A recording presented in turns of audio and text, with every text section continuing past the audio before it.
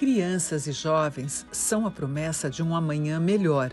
Para chegar lá, precisam do nosso amor e cuidado hoje.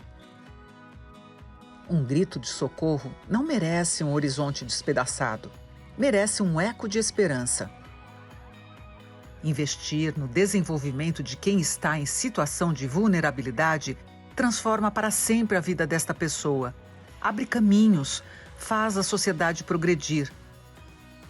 Torna um bairro, uma cidade, um lugar melhor e mais seguro para se viver. O mundo que desejamos. Contribuir enriquece a nossa própria história, nos dá o poder de incentivar o crescimento a longo prazo e até de influenciar políticas públicas, para que tudo se multiplique ao longo das gerações. Assim deixamos a pobreza para trás.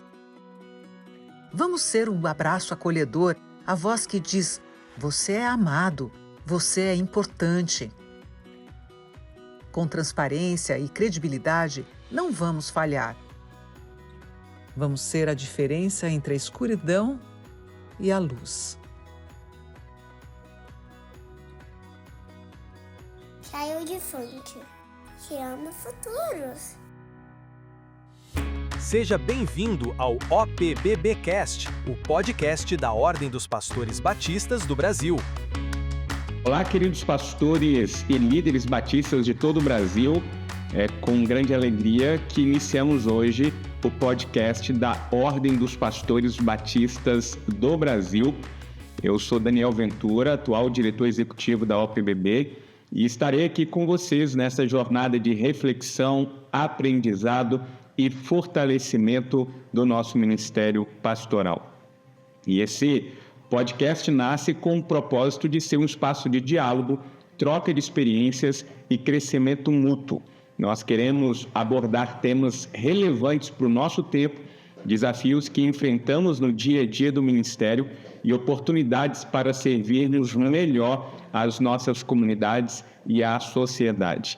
E para este episódio piloto, escolhemos um tema de extrema importância e urgência, que é o combate ao abuso e à exploração sexual de crianças e adolescentes, em alusão ao Maio Laranja.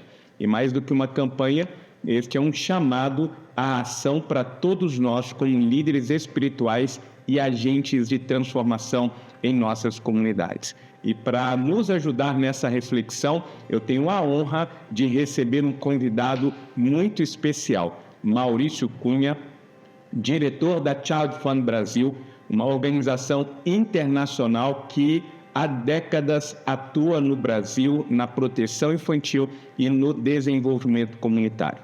Maurício, seja muito bem-vindo ao nosso podcast. É um prazer imenso tê-lo conosco neste episódio inaugural. Bem-vindo, meu amigo. Obrigado, pastor Daniel. Que honra, hein? Ainda mais fazendo a inauguração aí. Com certeza vai ser um canal que vai abençoar muitos nossos pastores, as nossas igrejas. É uma alegria, uma honra estar aqui falando com vocês, ainda mais sobre um tema tão importante, pastor Daniel. Obrigado aí pela oportunidade e pelo convite, estou muito honrado.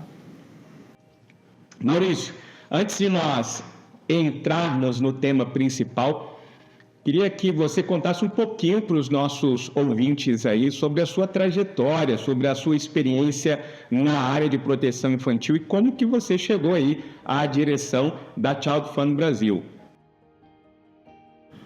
Obrigado. São 32 anos já de ministério nessa área com crianças, adolescentes em situação de privação, de vulnerabilidade.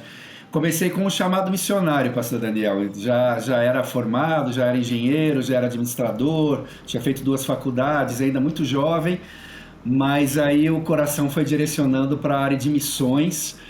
A minha igreja me apoiou à época, tive um treinamento missionário, tive a minha primeira experiência transcultural ainda muito jovem, fui para o leste europeu trabalhar com evangelização, mas eu percebi uma necessidade muito grande de trabalho na área social. Lembra que há 32 anos atrás, eu estava na Romênia, tinha acabado de cair o muro de Berlim, então aqueles países lá do leste europeu estavam muito carentes, havia uma miséria muito grande, havia as pessoas estavam muito sedentas do evangelho, mas também havia uma carência material muito grande. Ainda mais a Romênia, depois de 70 anos de regime comunista, estava numa situação muito complicada. E eu percebi que a obra de Deus precisava ser feita, a evangelização precisava também do componente do serviço, né?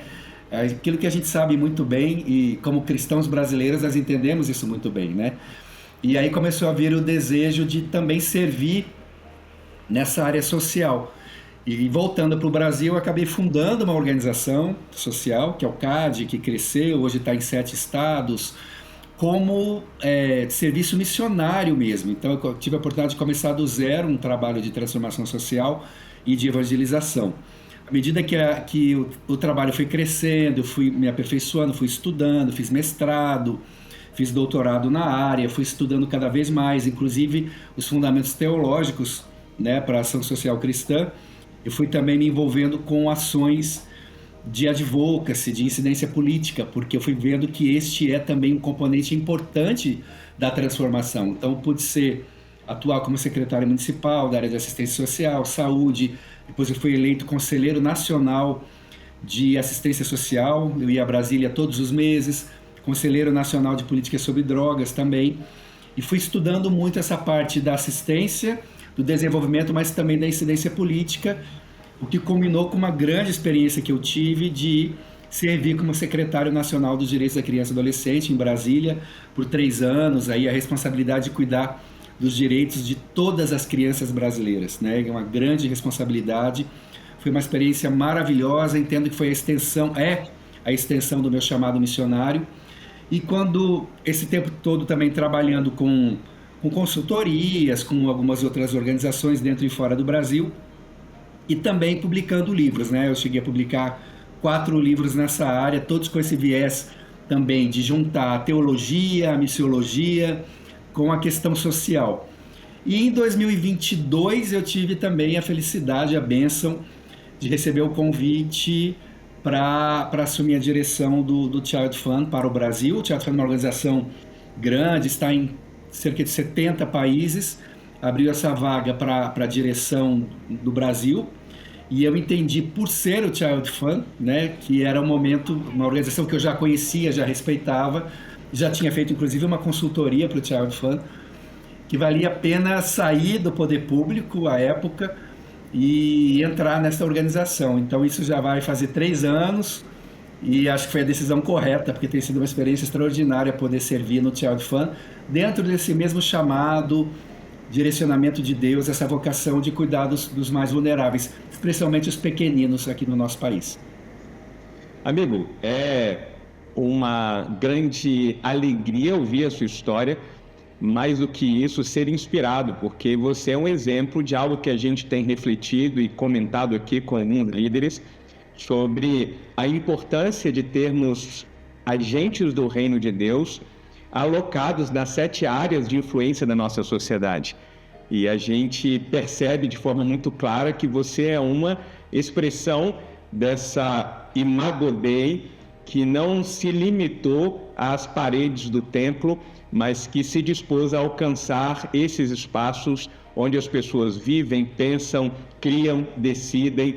E eu louvo a Deus por isso, e saber que hoje você está sentado aí na cadeira de direção da Child Fund, dá para nós aqui, especialmente como membros da Igreja de Cristo Jesus, uma alegria muito grande. E a oração nossa aqui, o desejo do nosso coração, Maurício, é que Deus continue te usando de forma espetacular.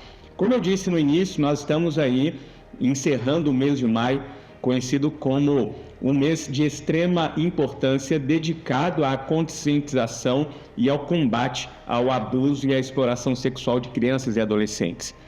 Em 2025, inclusive, é o ano que essa campanha completa 25 anos de mobilização nacional, um marco importante aí na luta pelos direitos da infância no Brasil.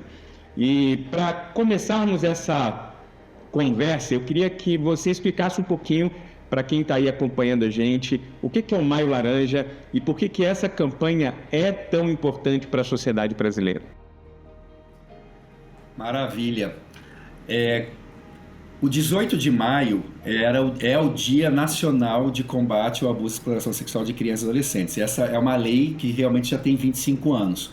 Mas o próprio Child Fund foi uma das organizações que fez um trabalho de incidência política para ampliar isso para todo o mês de maio.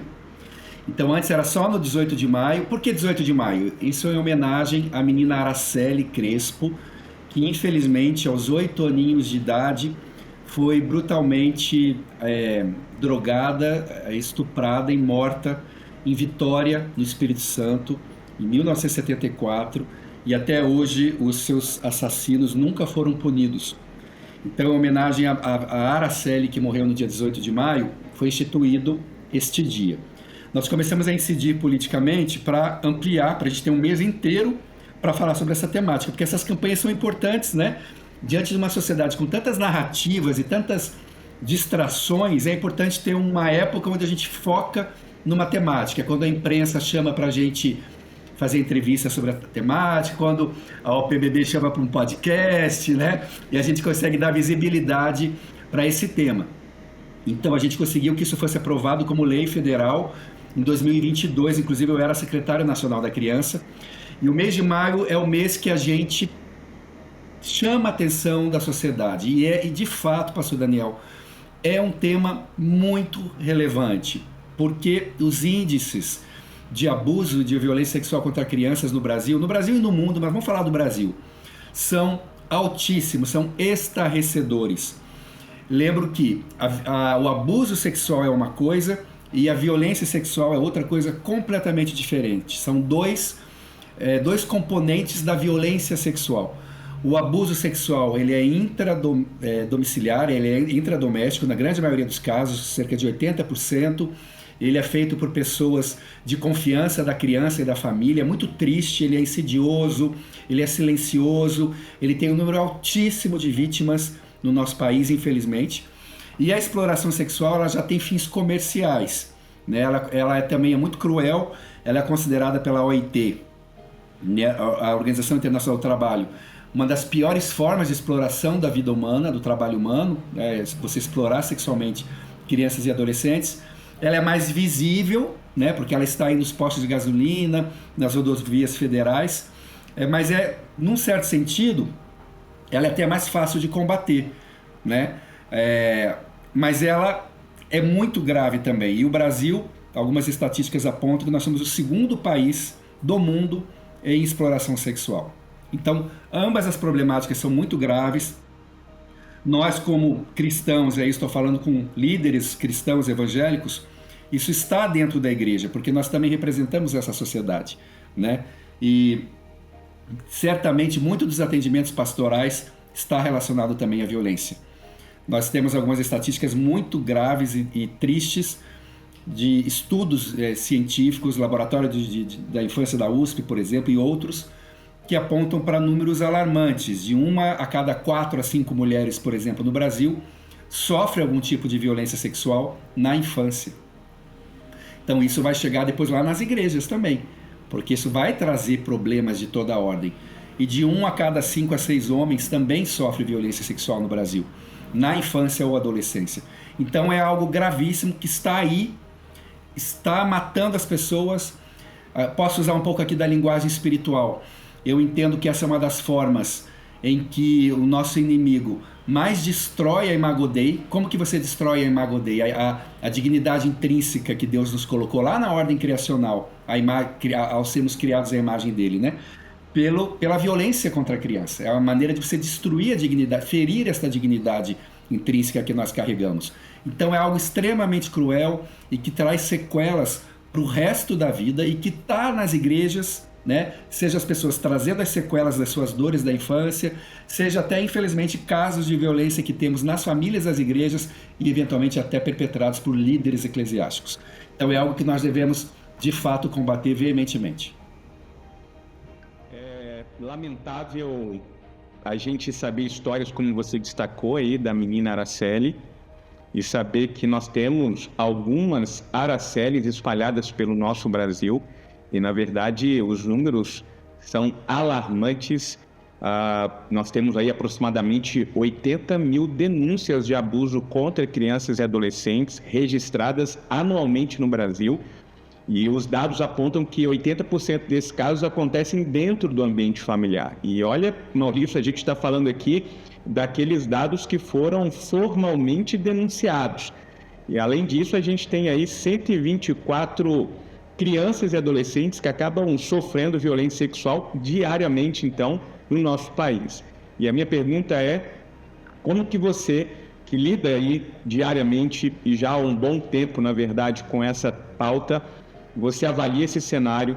A gente está hoje avançando na proteção das nossas crianças ou ainda temos algumas coisas a aprender, a realizar? Eu queria que você nos ajudasse, até porque do lado de cá nós temos uma parte muito importante da nossa sociedade, que é a igreja e a liderança pastoral, e eu penso que nós podemos sim contribuir para a melhoria desses números e de alguma forma ajudar o nosso Brasil a se tornar um Brasil melhor. E eu penso que você pode nos apontar caminhos ou trazer um pouco mais de luz a esse cenário. Sem dúvida, pastor Daniel, eu acredito muito no protagonismo da igreja para começar a construir uma nova história para a infância brasileira. Infelizmente, eu digo com muita certeza que o cenário da violência contra a criança tem piorado, e eu vou explicar por quê. Antes, deixa eu fazer um apanhado mais abrangente. Quando a gente fala dos direitos da criança como um todo, desde o advento do ECA, Estatuto da Criança e Adolescente, em 1990, já são 35 anos quase de ECA, no geral a situação da criança melhorou muito. Vamos pegar, por exemplo, acesso ao ensino fundamental, aumentou muito, era 20% de crianças fora da escola 35 anos atrás. Hoje, praticamente a gente universalizou. A mortalidade infantil diminuiu muito. O Brasil foi o país que mais diminuiu a mortalidade infantil proporcionalmente nos últimos 35 anos. O trabalho infantil ainda existe, é um problema, mas também diminuiu. Enfim, hoje a gente tem um cadastro nacional de adoção, a gente sabe quem são as crianças afastadas dos cuidados parentais e já a gente se tenta, né, colocá-las numa família, enfim. Muita coisa melhorou, mas teve uma coisa que piorou. E foi exatamente a violência direta contra a criança. E aí nós estamos falando da violência física, psicológica, sexual e também a violência institucional. São as 4 tipificações de violência, de acordo com a Lei 3.471, a Lei da Escuta Protegida, né? E por que eu sei que piorou? Vou citar só um componente que o Child Fund é uma das organizações que lideram isso no mundo, que é o combate à violência online. A violência no ambiente digital. Só para citar uma das questões, pastor Daniel. Há 35 anos atrás, um pedófilo, um abusador, eu gosto de falar o termo predador, é o termo que eles usam lá fora, né, fora do Brasil, para satisfazer os seus desejos, ele precisava ter conteúdo impresso, o que é crime. E ele não conseguia, ele não tinha liberdade para ficar compartilhando. Como que ele ia chegar para uma outra pessoa e dizer, olha, você também gosta do que eu gosto? Vamos trocar figurinha? Era muito mais difícil. Com o advento da internet, a gente criou todo um mundo que favorece esse tipo de crime. As nossas crianças e adolescentes estão no ambiente digital. A pesquisa agora do Child Fund apontou que os adolescentes brasileiros passam, em média, 4 horas por dia conectados na internet, fora os trabalhos escolares, sendo que 30% deles passa mais de 6 horas dia. E o que é mais estarrecedor, a nossa pesquisa, nós entrevistamos 9 mil adolescentes no Brasil, ou seja, uma amostra bem representativa de todos os estados brasileiros. E a pesquisa apontou que 54% dos adolescentes, mais da metade, disseram já ter sofrido uma violência sexual no ambiente digital. Violência sexual, fora as outras, como cyberbullying, por exemplo, que é uma violência psicológica. Então é gravíssimo. E nós vivemos uma situação em que os pais, me coloco nisso, eu tenho 54 anos, e cuidadores sabem menos de internet do que os filhos. Então é aquela geração que está no gap, que os pais não sabem proteger, as crianças e adolescentes não sabem se proteger, porque é uma coisa relativamente nova. Existem redes de pedofilia com mais de 300 mil pessoas trocando imagens, São quase 90 milhões de imagens de estupros de crianças. Imagens, fotos ou vídeos de estupros de crianças que já foram retiradas da internet, uma média de 2.000 páginas de pedofilia por mês.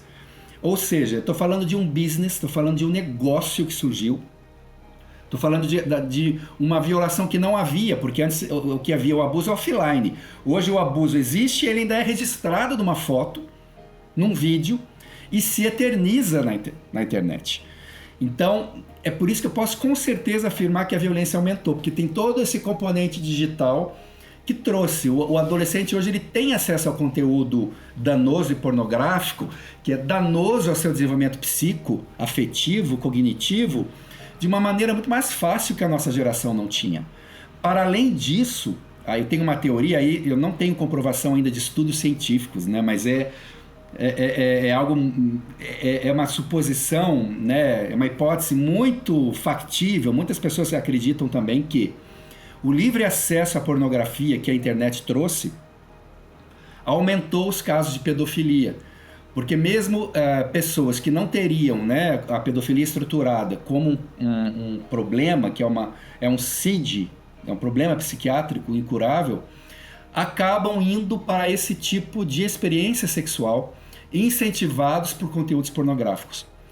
Então, está aumentando em todas as frentes, offline, online, as pessoas cada vez mais impacientes, a violência física também tem aumentado contra crianças, são mais ou menos, é uma média, pastor Daniel, de 18 óbitos de criança por dia no Brasil por violência física letal. Ou seja, a criança apanhou tanto que morreu, tá? É uma média de em torno de 18. Eram mais de 30 dias. A gente trabalhou, foi diminuindo, mas ainda é um número, eu diria, obsceno, né? De crianças que... Não estou falando de acidentes domésticos, nem de acidentes de trânsito. Estou falando de violência letal intencional contra crianças no nosso país. Então a gente melhorou em muita coisa e vamos melhorar mais. O Brasil tem uma lei boa, é considerada uma das melhores do mundo, tá? O ECA brasileiro. Tem conselho tutelar em todos os municípios do Brasil, praticamente, mas falta muita coisa no campo das políticas públicas, falta muita coisa nas capacidades protetivas das famílias. As famílias estão fragilizadas, elas não conseguem cuidar e proteger. 50% das famílias brasileiras são monoparentais, o que já mostra uma vulnerabilidade. O que é uma mulher sozinha cuidando de 2 crianças na periferia de um grande centro brasileiro? A vulnerabilidade dessa criança, por mais que ela seja uma heroína, não dá conta, né? E a gente tem a internet em que as famílias não conseguem supervisionar adequadamente os adolescentes e as crianças no ambiente digital, deixando-os à mercê de toda sorte de violências e violações de direitos. Meu amigo, como você disse, é estarrecedor, obsceno nós refletirmos sobre esses números que, na prática, têm se tornado dados quase que invisíveis, né? Porque a gente, na lida, no cotidiano, a gente não tem essa pauta nas nossas rodas de conversa, mas está acontecendo. Eu estava num debate outro dia, onde nós trabalhávamos exatamente essa nova configuração familiar, em que você tem a mulher ali com a responsabilidade não só da educação, mas do sustento da casa. Então, para que haja o sustento, precisa se ausentar. Aquela criança acaba ficando sob a responsabilidade de um vizinho, de um amigo, de um parente, que não tem a mesma responsabilidade, e aí a gente vê isso sendo refletido nesses números. Um fato que você coloca e que precisa ser alvo da nossa reflexão, especialmente como igreja, é sobre essa ambiência digital. E o que a gente tem percebido é que esse instrumento que é o mobile aí, os nossos dispositivos móveis, eles têm sido usados por alguns pais como uma escapatória da responsabilidade de se fazer presente em alguns momentos, inclusive na relação com o próprio filho, né? O pai chega cansado no final do dia e ele descobriu que se ele colocar um dispositivo móvel na mão do filho, ele se isenta ali pelo menos para um tempo de descanso. Só que foi o que você bem disse aí. Há dados, pelo menos na pesquisa que eu fiz, uma estimativa de mais ou menos 750 mil predadores sexuais online ativos disponíveis aí nas salas de bate-papo públicas, evidenciando aí essa magnitude de um problema nesse ambiente virtual. Há um vídeo, inclusive, muito provocativo, onde mostram um menino, uma menina, ali por mais ou menos na faixa dos seus 15 a 16 anos, que se conheceram numa sala de bate-papo, e o tempo vai passando, a intimidade vai aumentando, até que chega um determinado momento em que decidem se encontrar presencialmente. Então eles fazem um combinado. Ela diz: olha, eu vou estar com uma roupa rosa, e ele diz: olha, eu vou estar com uma jaqueta preta e com uma blusa branca e calça jeans. E aí eles se programam para se encontrar ali numa praça pública, e aí a câmera coloca esse momento em que eles vão se encontrando. A câmera então coloca ali a menina caminhando, o rapaz caminhando, e quando os dois se cruzam, na verdade aparece a imagem de um homem adulto ali, já na faixa de seus 50, 60 anos, jaqueta preta, blusa branca, e do outro lado, outro homem com a blusa rosa, para mostrar que o volume é tão expressivo desses predadores sexuais que chega a ponto deles mesmos se cruzarem entre si. Então essa é não só uma realidade que depende de reflexão, mas em contrapartida de uma reação. E por isso eu queria que nós pensássemos aqui, conversássemos um pouco sobre o papel da igreja nesse contexto. Nós estamos inseridos nessa realidade, é uma era digital que traz consigo benefícios, mas grandes riscos. E como comunidade de fé, nós somos chamados a ser guardiões da esperança e protetores dos mais vulneráveis. Mas a gente sabe que muitas vezes as igrejas não entendem ou sabem como lidar adequadamente com situações de abuso ou como implementar medidas preventivas eficazes. E aí eu queria te perguntar, meu amigo, na sua visão, a partir do que você tem durante a sua trajetória aprendido, desenvolvido, ao mesmo tempo acompanhado agora junto à Child Fund, qual seria o papel das igrejas, dos líderes pastorais na proteção de crianças e adolescentes contra o abuso e a exploração sexual? Excelente, pastor Daniel. Eu só queria reforçar também a sua fala. A pesquisa do Child Fund apontou, desses 9 mil adolescentes quase, que só 35% deles somente afirmaram receber qualquer tipo de supervisão parental na internet. E a pesquisa também mostrou, tivemos pesquisadores internacionais com uso de inteligência artificial para fazer projeções, enfim. A pesquisa aponta que a supervisão parental reduz em 40%, ela não isenta, mas ela reduz em 40% o risco de uma violência sexual ser sofrida por um adolescente, né? E também essa questão dos predadores ali, o tempo todo tentando entrar. Desses 54% que diz que já sofreram violência sexual, estou falando de 9 milhões de adolescentes. A grande maioria, 75% deles, foi já na interação com um eventual predador. Não foi apenas um vídeo que ele viu, conteúdo de sexo explícito, por exemplo, que é uma violência sexual, quando a gente fala de adolescente e criança, mas foi já alguém pedindo um nudes, pedindo um contato, mandando uma imagem, enfim. Então a gente vê que realmente os adolescentes, jovens e crianças estão muito desassistidos. E aí a igreja, né, respondendo a sua pergunta, tem um papel fundamental. A igreja, gente, é uma força imensa na sociedade. O que é ensinado na igreja é recebido pelas famílias com o coração aberto, porque é um espaço de adesão livre e voluntária. O que um pastor fala no púlpito é recebido como verdade, e é verdade quando ele ensina a palavra, né? Então a igreja é um dos principais locos de formação, de educação para esse tema, e ela pode atuar principalmente com a prevenção, que é o caminho. A gente, depois que a situação ocorre, claro que é importante acolher a vítima, né? Mas assim, é um dano praticamente irreparável. É claro que nós somos cristãos, nós acreditamos, né, na graça de Deus, nós ressignificamos as nossas dores, isso vai acontecer. mais amnésia você não vai ter. É uma dor que vai ficar, você vai carregar. Então nós temos que trabalhar muito a prevenção. E a prevenção vem pelas ações educativas. Então a igreja ensinar questões básicas. Por exemplo, será que os pais da nossa igreja, pastores, será que eles conhecem aplicativos de monitoramento parental? Será que eles conhecem, por exemplo, será que eles sabem que até 13 anos é proibido ter rede social no Brasil? Acima de 13 anos é bom evitar, mas se tiver, que seja então um perfil privado, né? A gente está orientando os filhos da igreja sobre como navegar, até a questão de horário. A pesquisa apontou que alguns horários o adolescente está mais suscetível, né? À noite. Cada aplicativo a mais que ele baixar e usar, tem WhatsApp, Instagram, TikTok, vai aumentando exponencialmente a chance dele sofrer uma violência sexual, né? Outra coisa que a igreja poderia ajudar a ensinar, as recomendações de exposição de tela, tá? A OMS, a Organização Mundial da Saúde, recomenda até 2 anos de idade, por exemplo, é 0 tela. 0.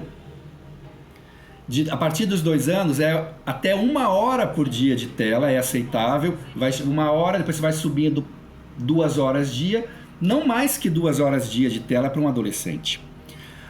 Mas aí vai o que você falou, Daniel. Mas é preciso para educar o filho, porque preciso cozinhar, preciso lavar roupa, que horas que eu vou fazer? Aí a pergunta, e eu não falo com julgamento, porque eu também sou pai, eu sei que não é moleza, né? Mas vai a pergunta, como é que as mães faziam há 30 anos atrás? Que educavam 4, 5 filhos, menino, vai brincar no quintal, vai pegar um carrinho, vai... E a criança... ela vai arrumar um jeito de brincar. Você vai dar para ela 2 bolinhas de ping-pong, ela vai fazer daquilo um carrinho, entendeu? Ela vai desenhar, ela vai pintar. É nós que estamos ensinando elas a usarem o celular o tempo todo. E aí você vai dizer, não, mas eu vou deixar meu filho, por exemplo, 0 a 2 anos, não pode tela, não, mas eu vou deixar. Você pode deixar, mas saiba que você está comprometendo o desenvolvimento psico e cognitivo do seu filho. É inevitável. Algumas pesquisas mostram que essa, pela primeira vez na história, pastor Daniel, são pesquisas sérias, né? Que mostram que pela primeira vez na história nós vamos ter uma geração com QI mais baixo do que os seus pais. Porque nós estamos tornando o mundo das nossas crianças e adolescentes um mundo bidimensional, né? Lógico, ninguém está falando falando para proibir. Não vamos proibir. A internet está aí, ela ficou. É simplesmente pôr os limites. Assim como você ensina o teu filho no trânsito, quando você for atravessar a rua, olha para a direita, olha para a esquerda, atravessa na faixa, vê se o sinal está vermelho ou verde, tem que ter regras também para o mundo digital, que é onde ele está uma boa parte do dia dele. Imponha limites, ele vai ficar chateado com você, mas eu garanto que depois ele vai agradecer. Com adolescentes, a gente orienta também a não proibir, né? Porque com adolescente isso não funciona tanto, eles vão dar um jeito de fazer escondido, mas ser o mais dialógico e acolhedor possível, né?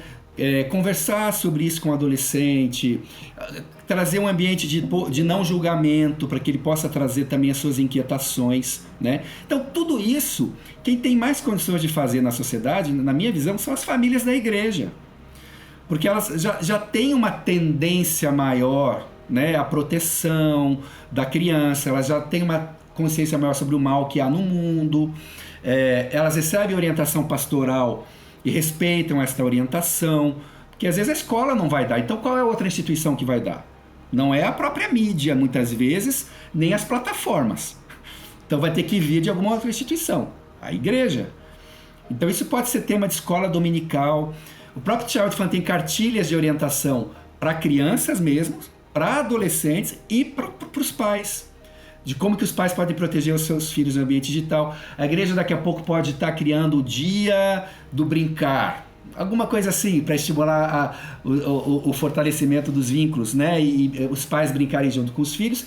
E o simples fato da gente estar fazendo esse podcast já é uma alegria, porque a igreja, essas campanhas também são importantes para a igreja aderir. A gente conseguiu em 2021 iluminar lá o Cristo Redentor, lá no Rio de Janeiro, de laranja.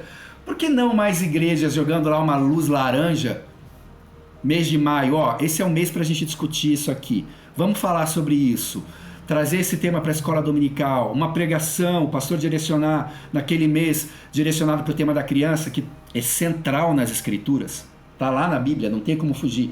Então, pastor, a igreja para mim deveria ser, e é, a grande força motriz para essa mudança. Inclusive, uma boa parte, se você for ver, das organizações sociais, e é o meu próprio caso, né? Eu estou trabalhando aqui essa pauta, minha motivação foi uma motivação missionária que eu recebi lá atrás, um chamado. Boa parte das organizações sociais que trabalham com a pauta são de matriz confessional, porque é uma coisa que está no nosso DNA. Então isso realmente é muito importante, mas a gente precisa trazer mais esse tema para a igreja, abraçar com ainda mais força. Eu aqui pelo menos mais umas 2 pautas do OPBBcast aqui. Extremamente necessário e importante. Só essa afirmação necessária de reflexão sobre os danos de exposição excessiva à tela é algo que a gente já tem estudos sendo desenvolvidos por todas as áreas de estudo de comportamento humano hoje, e eu quero aqui reforçar especialmente aqueles que estão nos acompanhando sobre uma linda oportunidade que a igreja tem para abrir esse espaço de reflexão. Eu penso que a gente pode pensar aí juntos também, Maurício, de trazer aí um espaço de reflexão, a extensão desse que a gente está tendo aqui, sobre essa questão do próprio online, né? Sobre esses danos, trazer, porque a gente tem aí, você mencionou, a gente tem os danos cognitivos de desenvolvimento, a gente tem uma geração com déficit de atenção, em termos de percentual de diagnóstico, aumentando cada vez mais, atraso no desenvolvimento de linguagem, de escrita. Há uma geração agora que não consegue mais escrever, eles não sabem escrever por conta da forma como adquiriram o mecanismo de comunicação por meio do dispositivo móvel.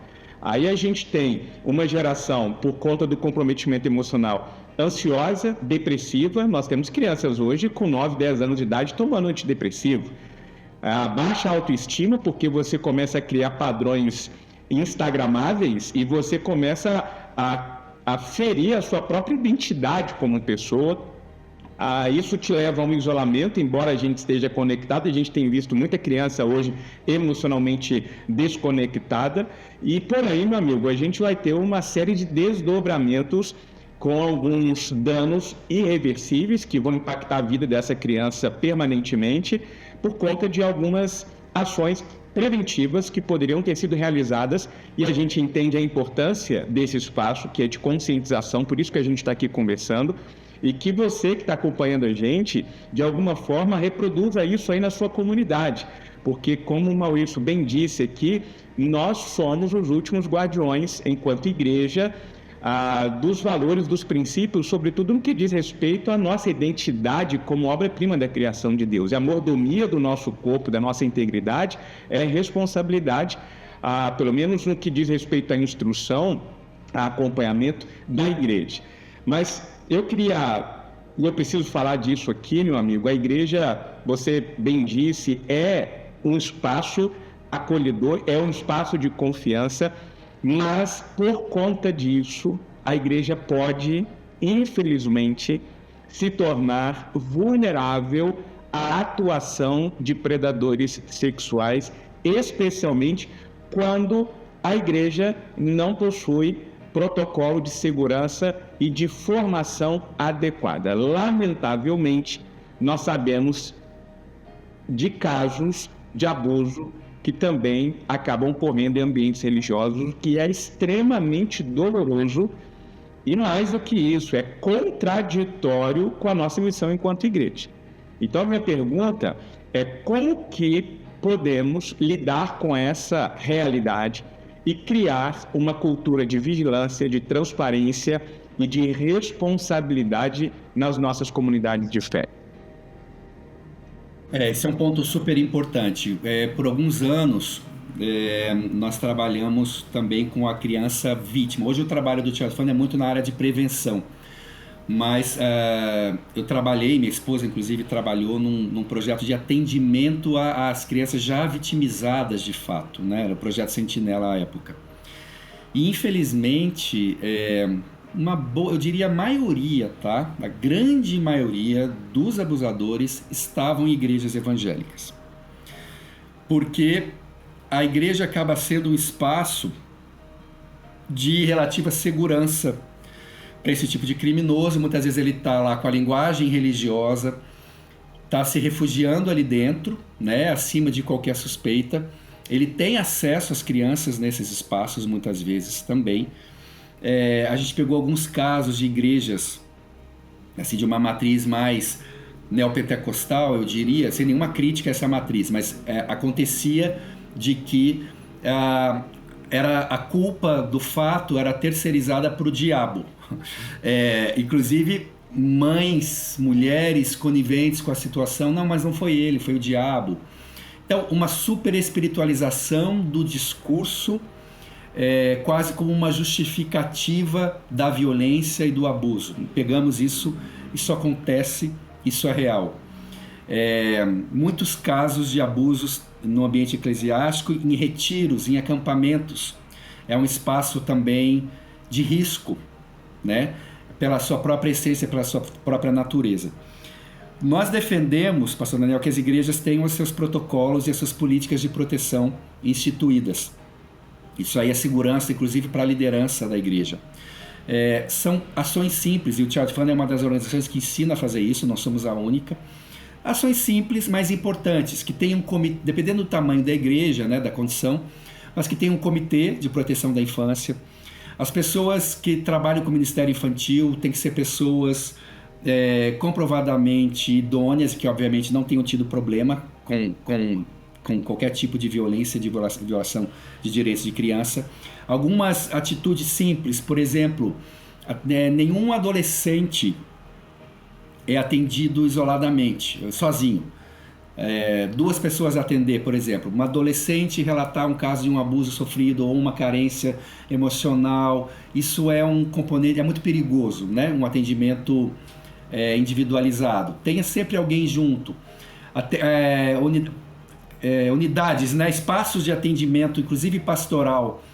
A gente entende que precisamos ter a portinha lá, a janelinha de vidro, para dificultar qualquer conduta inadequada, até mesmo um falso testemunho, por que não, né? Que pode haver no futuro.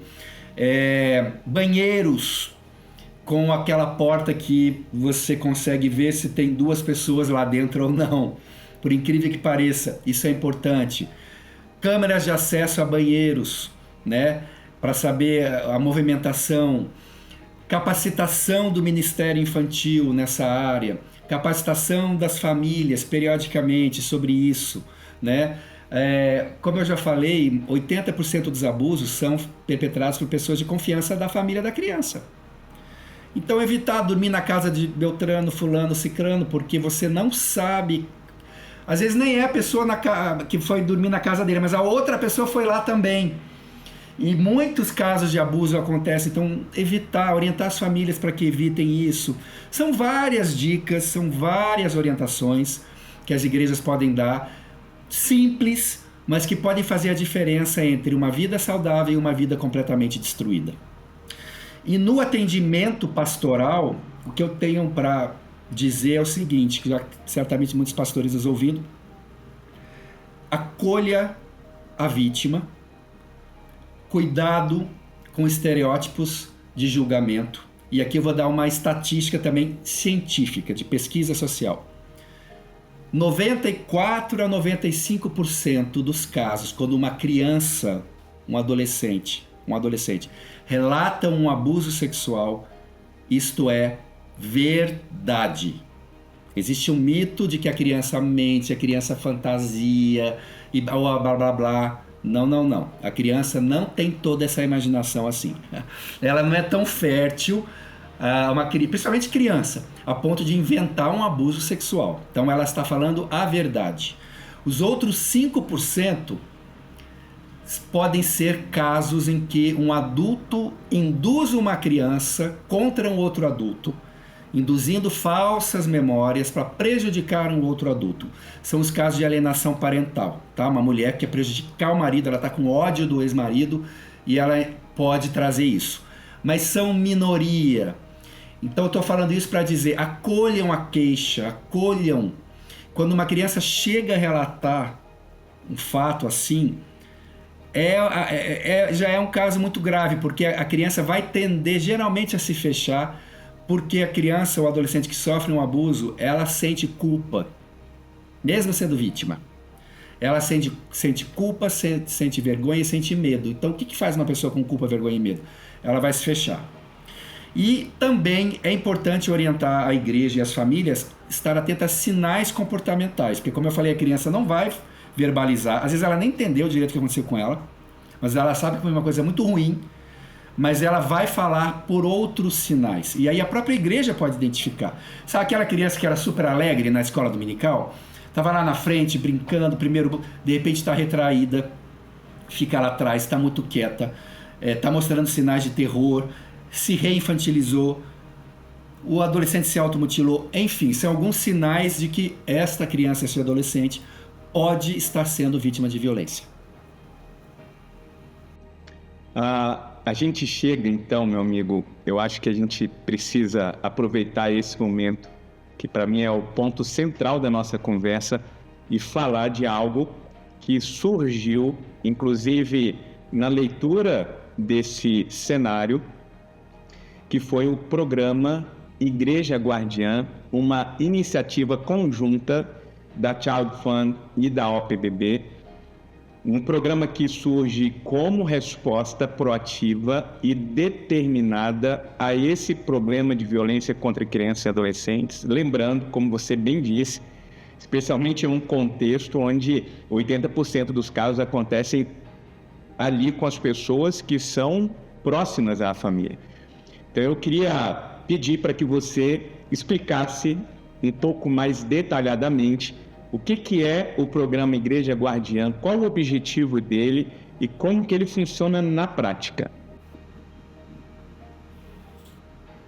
Perfeito. É bacana falar sobre isso porque é o exemplo de uma parceria, né? A OPBB nos honra muito nessa parceria com o Child Fund para trazer essas informações, esses conteúdos para as igrejas. Então é um programa que visa ajudar as comunidades de fé a identificar esse tipo de violência, a combater, a prevenir com informações, com cursos, com orientações.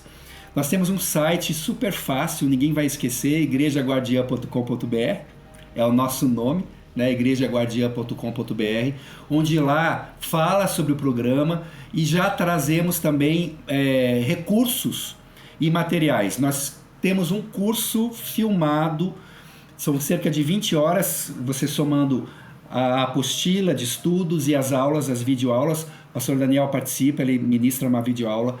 Gente, a qualidade do curso está muito boa. Então o curso está muito bom, a gente convidou especialistas, o pastor Daniel tem uma fala, nós convidamos a Leolina Cunha, que é uma das maiores especialistas no fenômeno da violência contra a criança do Brasil. Ela também tem aulas gravadas com conteúdo técnico, orientador. A Aline, que é psicóloga, que trata do componente mais individualizado do atendimento.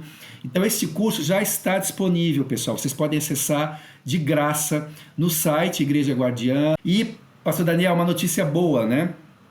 A gente vai extrapolar agora esse curso, ele vai fazer parte da grade, notícia em primeira mão, não lhe falei isso ainda, vai fazer parte da grade da Uni Evangélica, né, que é uma universidade confessional lá em Goiás, que tem 22 mil alunos, vai entrar para a grade de cursos livres da universidade.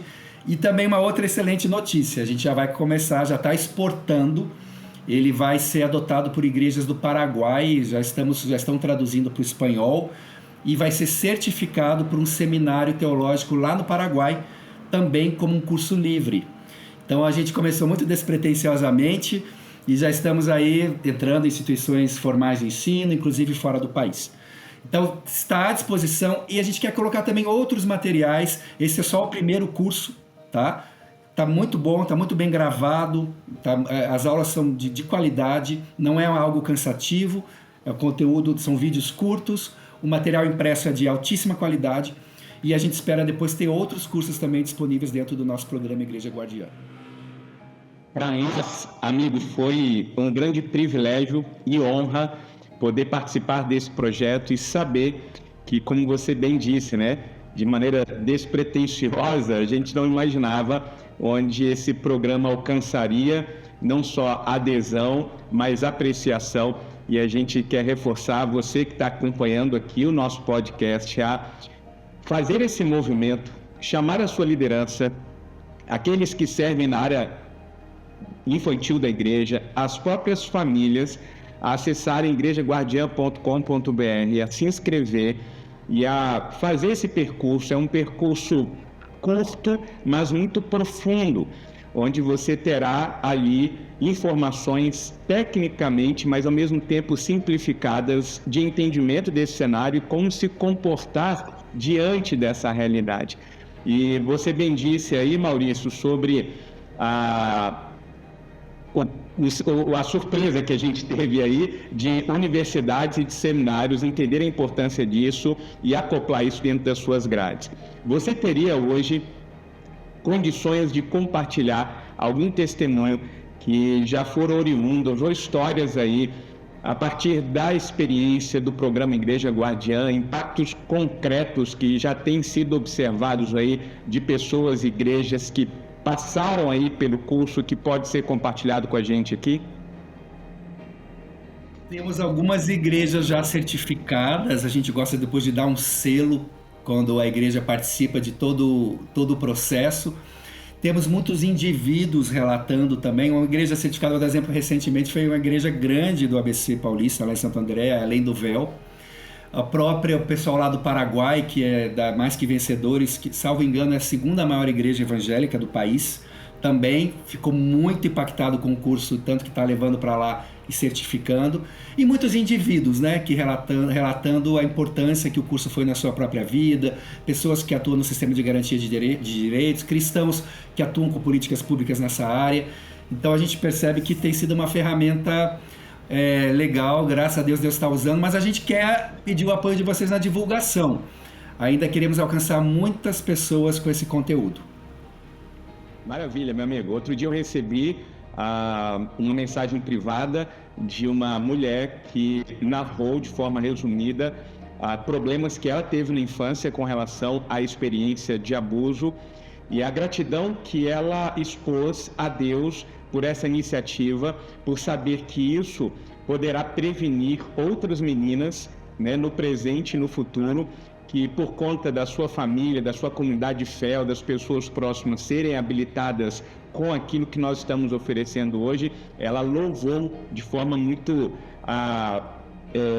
emocionada a gratidão dela por aquilo que Deus nos condicionou aí e oportunizou oferecer por meio desse programa.